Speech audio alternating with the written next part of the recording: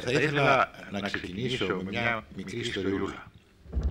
Πριν πολλά χρόνια, και θα απαντήσω και σε ένα ερώτημα ενός συναδέλφου, πριν πολλά χρόνια, πριν από την Χούντα, πληροφορήθηκα ότι το όνομά μου ήταν σε ένα κατάλογο που είχαν το να παρασυμφορήσει.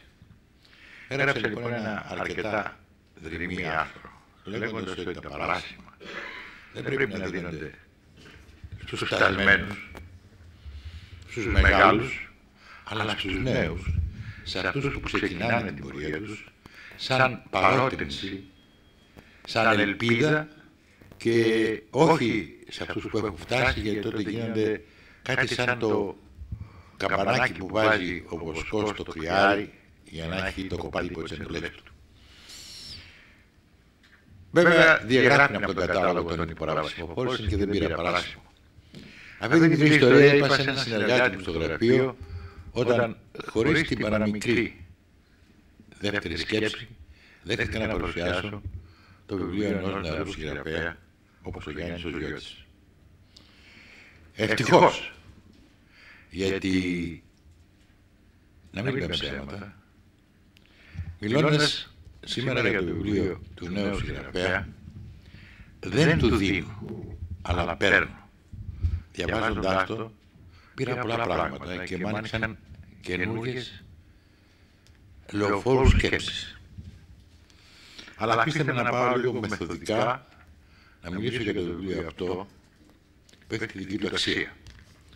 Πριν από όλα, σε μια χώρα όπου 5-10 χιλιάδες Έλληνες μιλάνε ελληνικά και όλοι οι άλλοι καταστρέφουν την ελληνική γλώσσα, αυτό το βιβλίο είναι γραμμένο σε πολύ σωστά ελληνικά.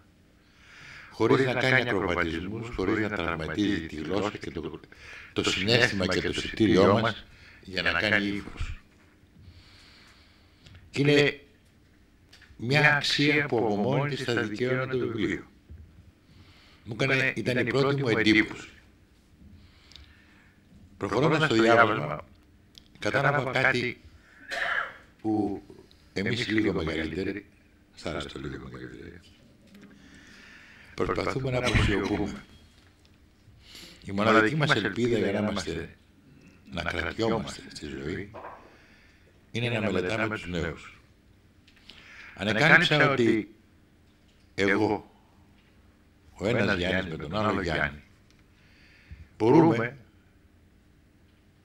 να βρίσκουμε καινούριους διάβλους επικοινωνίας, γέφυρες από όπου μπορεί να περάσει η δημιουργική επικοινωνία.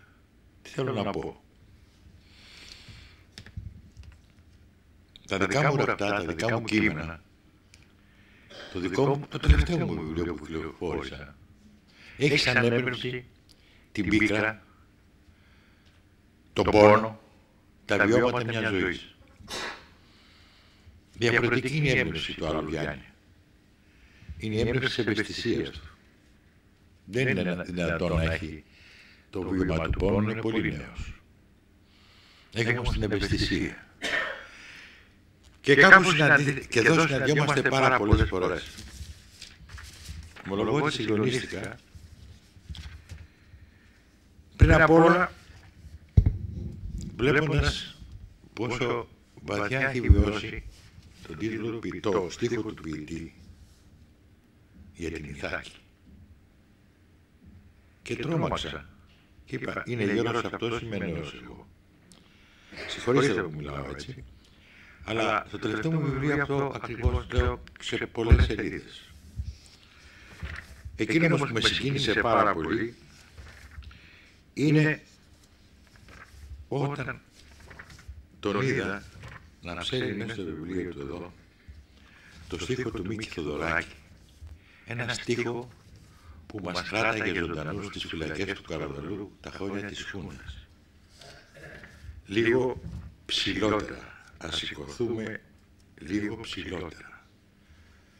Εμείς το τραγουδούσαμε και μας συγκινούσε γιατί προσπαθούσαμε να σηκωθούμε λίγο ψηλότερα να δούμε μέσα από τα κάγκελα της φυλακής. Ο Γιάννης ο Ζιώτης, πού είναι? Ο Γιάννης ο Ζιώτης δεν έχει μπει φυλακή και το έχουμε να μπει ποτέ. Δεν έχει βιώσει την τυραννία της φυλακής και της Χούντας. Αλλά έχει την ευαισθησία να καταλάβει αυτόν τον υπέροχο στίχο. Και ένας νέος άνθρωπος που πασχίζει να κάνει σάμπλισμα ζωής το λίγο ακόμα ψηλότερα.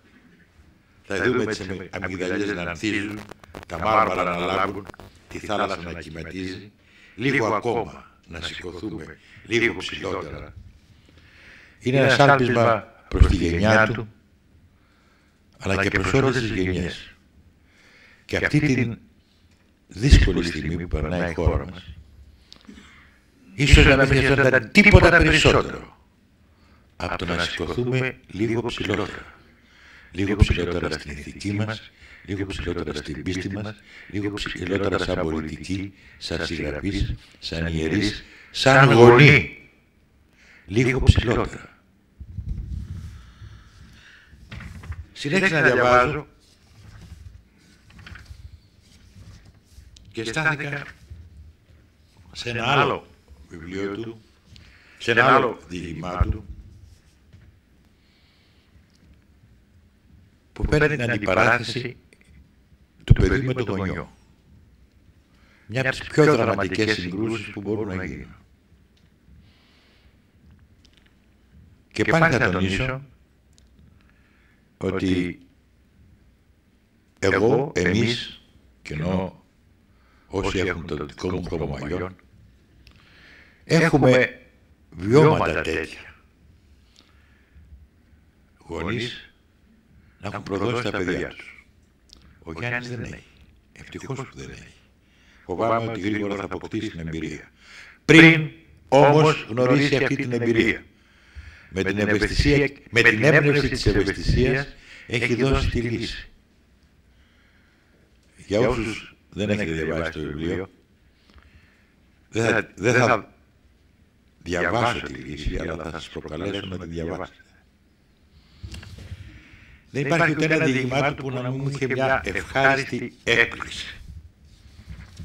Ευχάριστη έκπληξη, γιατί αυτό το παιδί μπορεί να συνδυάσει την έμπνευση, να τη μεταγλωτήσει σε λογισμό και να αντιγράψει σε σωστά ελληνικά.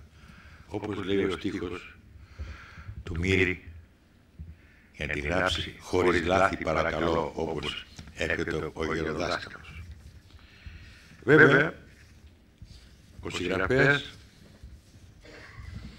μας κρατάει μια γερή γροθιά στο στομάχι, στο τελευταίο δίλημά του, που δίνει και τον τίτλο σε όλο το βιβλίο, με το βλέμμα της νιώτης.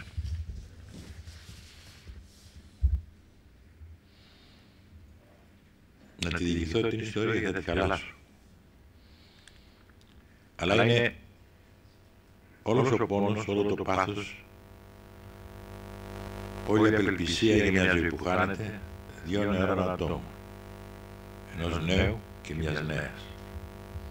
Συναντούνται πολύ σύντομα.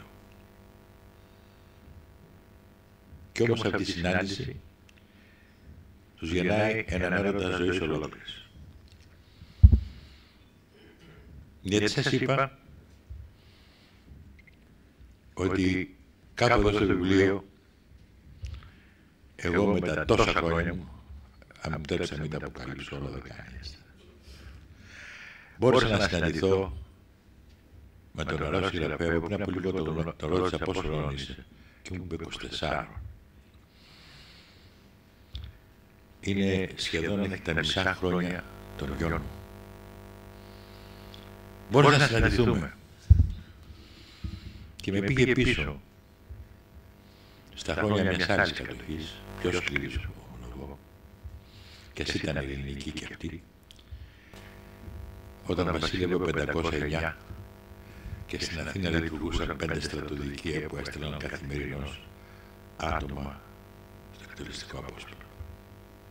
Νεαρός δημοσιογραφάκος, μόλις είχε απορρέσει τα μακριά Παντελόνια, Είδα ένα κοριτσάκι θα ήταν 17-18 ετών, ίσως και 16. Μάζευε κουπόνια. Και επειδή αρνήθηκε να ζητήσει συγγνώμη, εστάλθηκε στο στρατοδικείο. Είχαμε την ευκαιρία, εγώ ο νεαρούλης δημοσιογράφος, ο μαθητευόμενος δόκιμος, ούτε καν δόκιμος δημοσιογράφος, και αυτή μια κοπέλα που τέλειωνε η ζωή της, να ανταλλάξουμε ένα βλέμμα. Εγώ δεν την ξεχνάω. Αν υπάρχει άλλη ζωή, και μην με παρεξήγησε βασμένος, εγώ πιστεύω ότι υπάρχει, ελπίζω ότι δεν θα ξεχάσει το δικό μου βλέμμα, που ήταν ένα βλέμμα αγάπης σε μια νεαρή ύπαρξη που τέλειωνε τη ζωή της πριν την αρχίσει. Έτσι, διαβάζοντας το βιβλίο του νεαρού συγγραφέα, θα μπορούσα να πω στο συνεργάτη μου, τώρα πια, ότι δέχτηκα να παρουσιάσω το βιβλίο του, γιατί έχω πάρα πολλά να μάθω και έμαθα. Έμαθα ότι οι άνθρωποι που μπορούν να αισθάνονται, άνθρωποι που μπορούν να χαίρονται ή να δακρύζουν, άνθρωποι που μπορούν να εκφράσουν τα διανοήματά τους, πάντα βρίσκουν ένα γεφύρι για να επικοινωνήσουν με οποιονδήποτε άλλο διαφορετικής ηλικίας, διαφορετικής τάξης, οικονομικής και κοινωνικής, από την Αθήνα στην Άνδρο, από την Αθήνα στην Αφρική ή στην Ιαπωνία. Ένα τέτοιο μεγάλο έργο προσφέρει ο νεαρός συγγραφέας που έχουμε μαζί μας.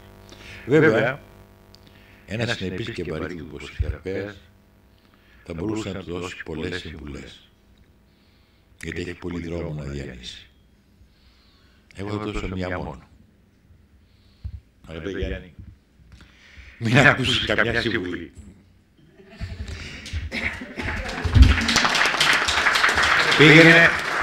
Πήγαινε με το δικό σου ένστικτο. Το ένστικτο που σε κάνει ακόμη να πονάς για τις χαμένες πατρίδες σε μια εποχή που η ράτσα μας, μην μπορώντας να σηκωθεί λίγο ψηλότερα, μην τολμώντας να σηκωθεί λίγο ψηλότερα, προσπαθεί να τις ξεχάσει για να ξεχάσει την τροπή της και τον πόνο της. Σε ευχαριστώ που μου έδωσες την ευκαιρία να παρουσιάσω το βιβλίο σου.